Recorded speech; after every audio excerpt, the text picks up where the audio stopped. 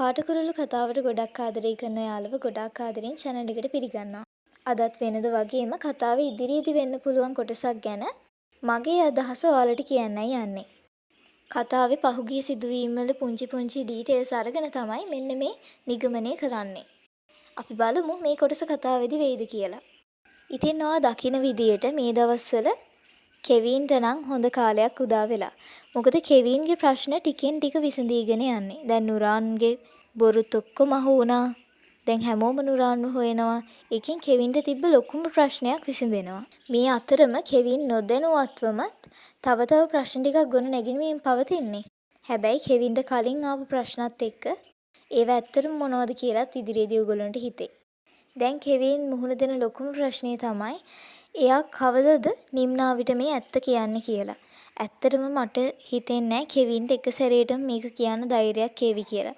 ඒ කියන්නේ කෙවින් නිදහසේ ඉන්න වෙලාවක නිම්නාවිට ගිහිල්ලා තමන් ඇත්තටම මංජිත නෙමෙයි තමන් තමයි කෙවින් ඩී ෆොන්සේක කියලා කියන තරම් කෙවින්ට ධෛර්යයක් එන එකක් නැහැ.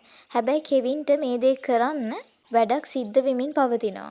ඒ තමයි ඔයාලා දන්නා කෙවින් විදියට අර බොරුවට ඉදිරිපත් වුණ අම්මා නිම්නාවිගේ ගෙදරට ඇවිල්ලා සල්ලි වගේක් ඉල්ලගත්තා කියලා. ඉතින් මට හිතෙනවා ඇත්තටම මේකට නිම්නාවිගේ අම්මගේ හිතට නම් එච්චර හොඳ අදහසක් ආවේ නැහැ කෙවින්ලගේ පවුල ගැන. ඉතින් මට හිතෙනවා තව දවසක මේ ගෑනු කෙනා ආපහු ඇවිල්ලා සල්ලි ඉල්ලගත්තොත් ඇත්තටම නිම්නාවිගේ අම්මා කෙවින්ගෙන් මේ දේ ගැන අහවි කියලා.